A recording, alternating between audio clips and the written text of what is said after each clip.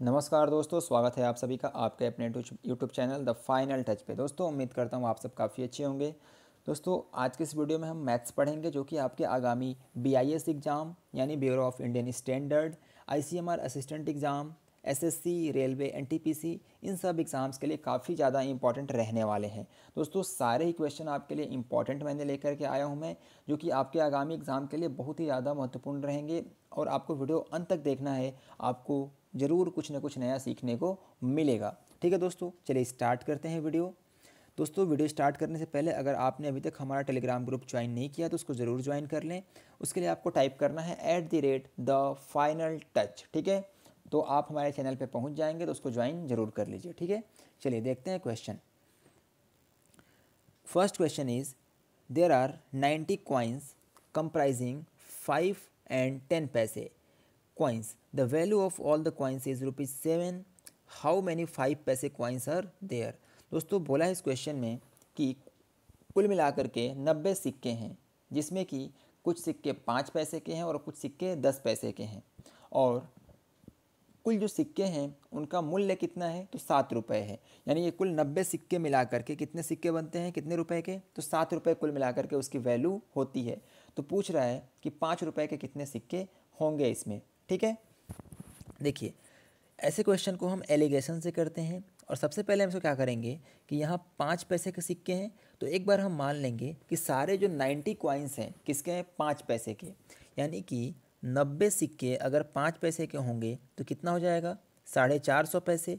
और 450 पैसे के रुपए में वैल्यू कितनी हो जाएगी, 4.5 रुपीज़। ठीक है, तो देखो जो अगर सारे सिक्के जो थे वह 5 पैसे के हो जाते तो इसकी वैल्यू कितनी हो जाती, 4.5 रुपये।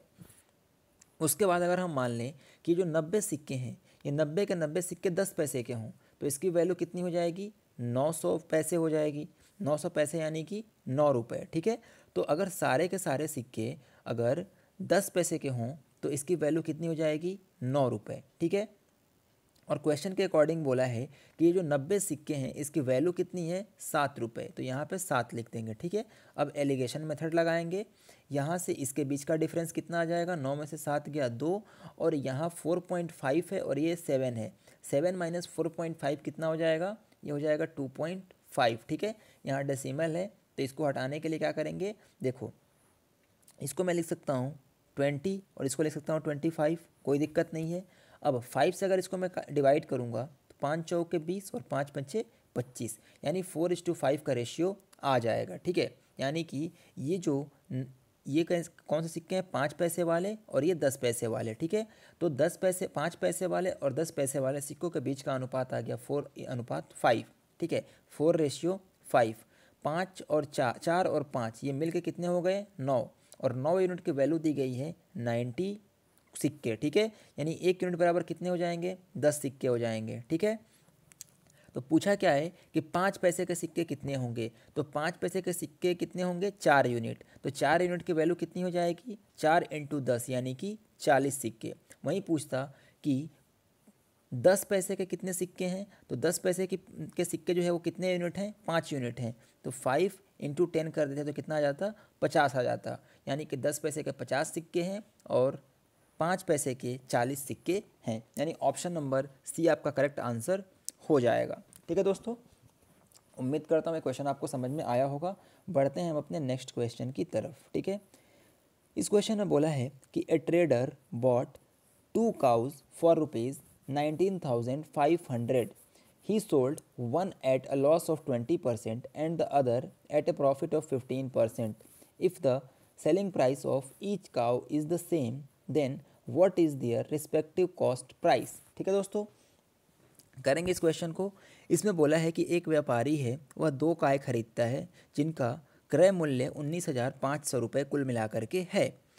वह एक गाय को 20% के हानि पे और दूसरी गाय को 15% के लाभ पे बेच देता है। यदि दोनों गाय का जो विक्रय मूल्य है वह बराबर है यानी सेम है, तो प्रत्येक गाय का क्रय मूल्य कितना होगा। ठीक है दोस्तों, तो पहली गाय में उसे 20% का हानि होता है और मैंने आपको बताया है कि 20% की फ्रैक्शन वैल्यू कितनी होती है, 1/5। 20% की फ्रैक्शन वैल्यू 1/5 होती है और चूंकि यहाँ लॉस हो रहा है तो यहाँ माइनस का साइन आ जाएगा। ठीक है, तो इसको अगर 5 रुपये क्या है, 5 यूनिट क्या है कॉस्ट प्राइस है, उस पर 1 यूनिट का लॉस हो रहा है, तो सेलिंग प्राइस कितना आएगा, 4 यूनिट आ जाएगा। ठीक है, तो देखो यहाँ पे हम लिखेंगे कि 5 यूनिट अगर इसका क्या है, 5 यूनिट अगर इसका कॉस्ट प्राइस है, 5 यूनिट अगर इसका कॉस्ट प्राइस है और 1 यूनिट का लॉस हो रहा है, मतलब 4 यूनिट क्या है इसका सेलिंग प्राइस है। दूसरे केस में क्या होता है, 15% का प्रॉफिट होता है। 15% प्रॉफिट का मतलब क्या हुआ, 3/20। ठीक है, 15% का प्रॉफिट का मतलब 3/20 और साइन यहाँ प्लस का आ जाएगा। ठीक है, यानी 20 यूनिट का सामान है, 3 यूनिट प्रॉफिट में बेचते हैं तो कितना हो जाएगा, 20 का सामान 23 में बेचते हैं। ठीक है, यहाँ तक क्लियर है। 20 का सामान हम कितने में बेच रहे हैं, 23 में। तो इसको मैं हटा देता हूँ एक बार। देखो 20 का सामान बेच रहे हैं कितने में, 23 में, लेकिन क्वेश्चन के अकॉर्डिंग ये बोला है कि इसका सेलिंग प्राइस जो है ये और ये बराबर होने चाहिए। ठीक है, इनको बराबर करने के लिए इसको 4 से और इसको 23 से क्या कर देंगे, गुणा कर देंगे। तो इसको भी 23 से कर देंगे और इसको 4 से गुणा कर देंगे। ठीक है, ये कितना बन गया, 4 × 23 92 बन गया। ठीक है, ये 92 आ गया, ये भी 92 होगा। तो 92 इंटू प्लस 92 कितना हो जाएगा, 2 दूनी 4 और 2 नवा 18, 184 हो गया। और यहाँ पे अगर देखेंगे तो 5 इंटू 23 कितना हो जाएगा, 115 हो जाएगा। और 20 इंटू 4 कितना हो जाएगा, 80 हो जाएगा। मतलब कि इनका कॉस्ट प्राइस कुल मिला के कितना हो गया, 5, 8 और 1 9, और ये कितना हो गया 1, यानी 195 आ गया। ठीक है,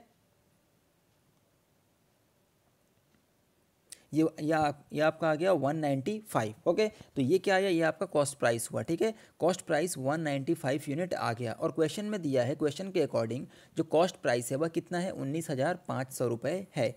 तो 195 जो है वह बराबर होगा किसके, 19,500 के। तो 1 यूनिट बराबर हो जाएगा किसके, 1 यूनिट बराबर हो जाएगा 100 के। ठीक है, 1 यूनिट जो होगा वह बराबर हो जाएगा 100 रुपये के। ठीक है, 1 यूनिट बराबर है 100 रुपये के। तो बोला है कि जो गाय हैं उनका रेट बताना है कि कितना कितना होगा। तो पहले वाली जो काऊ है उसका रेट कितना है, 115 यूनिट। 1 यूनिट की वैल्यू कितनी है, 100 है। तो पहले वाले गाय का रेट कितना हो जाएगा, 115 यूनिट बराबर 115, इसके आगे 2 जीरो लगा दो, यानी 11,500 रुपये। यानी कि आपका ऑप्शन नंबर 2 करेक्ट आंसर हो जाएगा। दूसरे का भी निकाल लेते हैं। दूसरी गाय का मूल्य कितना है, 80 यूनिट, और 1 यूनिट की वैल्यू कितनी दी गई, कितना हमने निकाला है, 100 रुपये। तो अगर 1 यूनिट की वैल्यू 100 रुपये है तो 80 यूनिट की वैल्यू कितनी हो जाएगी, 80 इंटू 100, यानी कि 8,000 रुपये। यानी ऑप्शन नंबर सेकंड आपका करेक्ट आंसर हो जाएगा। ठीक है दोस्तों, आपसे अगर पूछा होता कि प्रत्येक गाय का विक्रय मूल्य कितना है तो 92 इंटू 100 कर देते, यानी कि 9200 रुपये में एक गाय बिकती है। ठीक है, तो दोस्तों उम्मीद करता हूँ ये क्वेश्चन समझ में आया होगा। अगर यहाँ पे ये भी पूछता कि पूरे डील में कितने रुपए की लाभ या हानि हुई, देखो 195 की गाय खरीदा और 184 यूनिट में बेचा, तो इसको लॉस हुआ, कितने यूनिट का हुआ, तो 6 और 5 11 यूनिट का। तो 11 इंटू 100 कर देते, यानी कि 1100 रुपये का क्या हो जाता, उसको हानि हो जाता, यानी कि लॉस हो जाता है। ठीक है दोस्तों, तो उम्मीद करता हूँ यहाँ पे जो जो चीज़ें पूछी गई थी और जो जो एक्स्ट्रा चीज़ें पूछी जा सकती हैं सब मैंने आपको एक्सप्लेन करके बता दिया। चलिए बढ़ते हैं नेक्स्ट क्वेश्चन की तरफ। Next question is, if 3 items jacket, shirt and jeans in a shopping mall are sold at same price. Similar question है, पिछले वाले जैसे ही। देखते हैं आगे क्या है। जैकेट जो है 20% प्रॉफिट पे, जीन्स 10% लॉस पे एंड शर्ट एट 25% लॉस पे। During the whole process loss incurred is ₹720। Find the selling price of each item. मतलब बोला ये है कि 3 सामान है, जैकेट, शर्ट और जीन्स।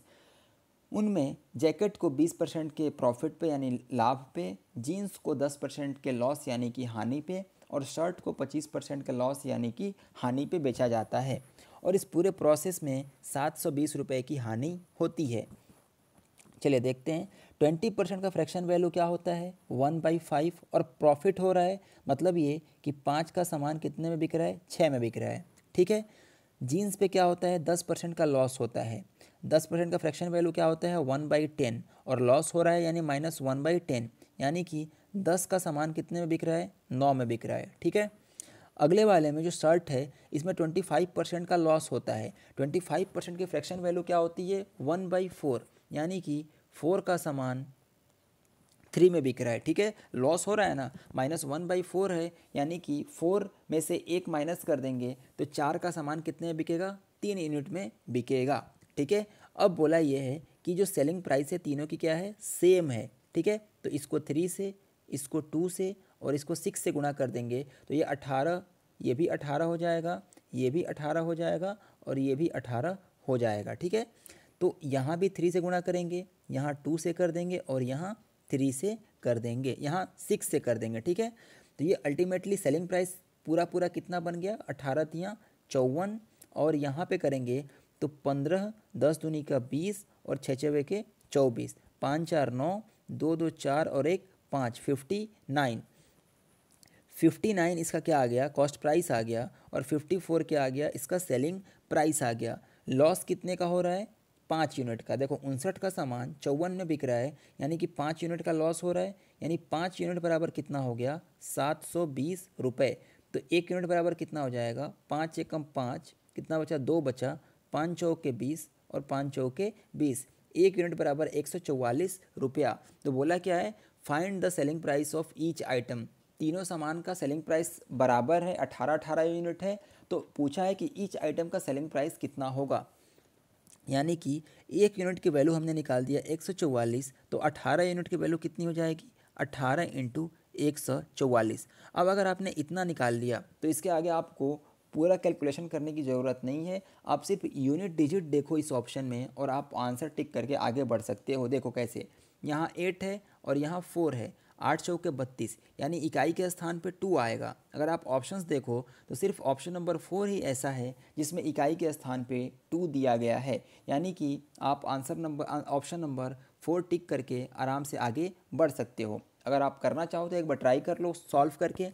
18 चौक क्या होता है 72 का 2 हासिल 7 हो गया, 18 और चौक 72 और 7 कितना हो जाएगा 79 के 9, 18 चौक 72 और 7 79 के 9 हासिल 7, और 18 कम 18 और 7 कितना हो जाएगा 25, यानी 2592 क्या हो जाएगा करेक्ट आंसर हो जाएगा, जो कि ऑप्शन नंबर 4 में दिया गया है। तो आप यहाँ तक करने के बाद 18 इंटू 144 सीधा ऑप्शन देख करके यूनिट डिजिट में 2 है तो 8 इंटू 4 इजिकल टू 32 आएगा, और 2 देख करके ऑप्शन नंबर 4 पर टिक करके आगे बढ़ सकते थे। ठीक है, तो दोस्तों उम्मीद करता हूँ इस सवाल को भी आप आराम से कर ले जाएंगे। देखते हैं अगला question. Next question is after giving a discount of 33.33%, there is a loss of 11.111%. If only 10% discount is given then what will be the profit percentage.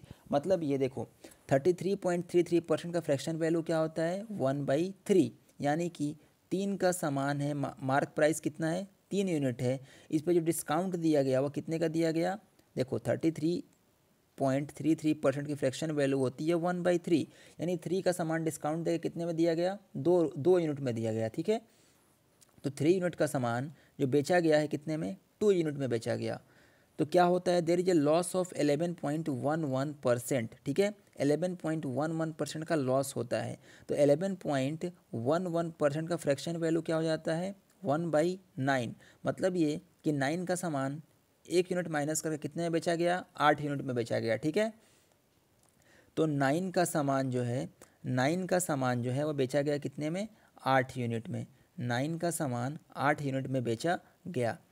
लेकिन यहाँ पे SP 2 यूनिट है और यहाँ पे SP 4 यूनिट है, तो ये तो नाइंसाफ़ी है, तो इसको बराबर करेंगे तो यहाँ पे 4 से गुणा कर देंगे, तो यहाँ पे 4 से गुणा करना पड़ेगा। अब जो मार्क प्राइस आ गया 12 यूनिट आ गया, SP जो है 8 यूनिट आ गया, CP 9 यूनिट आ गया। अब बोला है कि यदि सिर्फ 10% डिस्काउंट दिया जाए, यानी जो 12 यूनिट है इस पर सिर्फ 10% डिस्काउंट, 10% डिस्काउंट का मतलब क्या हो जाएगा -1/10, यानी कि 9/10 of mark price. Mark price का 9/10, अब ये क्या हो जाएगा सेलिंग प्राइस, और कॉस्ट प्राइस कितना है 9 यूनिट है। ठीक है, कॉस्ट प्राइस क्या है 9 यूनिट, यहाँ पे हमारा कॉस्ट प्राइस 9 यूनिट हो गया। अब 9 से 9 कैंसिल आउट हो जाएगा, इसको सॉल्व करेंगे, 2 छक्के 12 और 2 पंजे 10, यानी SP और CP का जो अनुपात आ गया 6:5 का आ गया। ठीक है दोस्तों, अब यहाँ से इसके बीच का डिफरेंस देखेंगे तो देखो 5 का सामान 6 में बिका है, यानी फ़ायदा कितने का हुआ है, 1 यूनिट का हुआ है, यानी कि 1 अपॉन कॉस्ट प्राइस कितना है 5 unit, 5 into 20 sorry 1/5 into 100 is equal to कितना हो जाएगा 5/20 20%। यही आपका करेक्ट आंसर होगा जो कि ऑप्शन नंबर 2 में दिया गया है। ठीक है दोस्तों, उम्मीद करता हूँ ये सवाल आपको समझ में आ गया होगा, काफ़ी अच्छा सवाल है। तो प्रॉफिट परसेंट जो हो जाएगा वह 20% होगा। ठीक है, चलिए बढ़ते हैं आगे, इसको देखते हैं आगे हमारा क्वेश्चन क्या है। ये हमारा आज का लास्ट क्वेश्चन है। इसमें बोला है कि a trader give a discount of 20% on the mark price to earn profit of 12%, by how much percent should he mark the price of his good higher than its cost price. मतलब ये कि एक व्यापारी है वह 20% का discount देता है मार्क प्राइस पे। ठीक है, उसे 12% का प्रॉफिट कमाने के लिए how much should he mark the price of his goods higher than its cost price, यानी कि कॉस्ट प्राइस से कितना अधिक इसको क्या करना चाहिए, मार्क करना चाहिए। ठीक है, तो देखो 20% प्रॉफिट का मतलब क्या होगा, 20% प्रॉफिट का मतलब हो जाएगा 1/5, डिस्काउंट का मतलब 1/5, यानी 5 का सामान वह 4 में बेच रहा है। ठीक है, 5 का सामान वह 4 में बेच रहा है। अब उसे प्रॉफिट कितना का कमाना है, 12% का। 12% की फ्रैक्शन वैल्यू क्या होती है, 3/25, यानी कि 25 का सामान कितने में बेचता है, वह 28 में बेचना चाह रहा है। ठीक है, अब ये SP है और ये हमारा MP यानी मार्क प्राइस है और ये CP है। ठीक है, तो SP यहाँ 4 है, यहाँ 28 है, बराबर करना होगा इनको, तो यहाँ 7 से गुणा कर देंगे, तो इसे भी 7 से गुणा करना पड़ेगा। तो मार्क प्राइस 35 यूनिट बन गया, सेलिंग प्राइस 28 यूनिट बन गया और कॉस्ट प्राइस कितना आ गया 25 यूनिट। अब यहाँ से हम देखेंगे कि कितना परसेंट इसे इंक्रीज़ करना पड़ेगा। कॉस्ट प्राइस 25 यूनिट है और इसे प्रॉफिट पे बेचा कितने परसेंट प्रॉफिट पे, 12%, तो कितना आया 28 आया। और यहाँ पे मार्क प्राइस कितना है 35 यूनिट है, तो कितना परसेंट बढ़ाया है इसने मार्क प्राइस को CP से। देखो यहाँ से यहाँ का डिफरेंस कितना है 10 यूनिट का है और ये बढ़ाया गया है किस पे, CP पे। तो 25 इंटू 100 कर देंगे, 25 चौके 100, 4 गुणे 10 बराबर कितना हो जाएगा 40%। यही आपका क्या हो जाएगा, करेक्ट आंसर होगा, जो कि ऑप्शन नंबर 2 में दिया गया है। तो दोस्तों उम्मीद करता हूँ ये क्वेश्चन आपको समझ में आया होगा। जो भी क्वेश्चंस मैंने आज कराए हैं आपको समझ में आए होंगे। अगर वीडियो अच्छा लगा हो तो वीडियो को लाइक ज़रूर कर देना, और दोस्तों अगर आप चैनल पर नए हो तो चैनल को सब्सक्राइब भी कर देना। मिलेंगे अगले वीडियो में, तब तक पढ़ते रहें, आगे बढ़ते रहें। जय हिंद।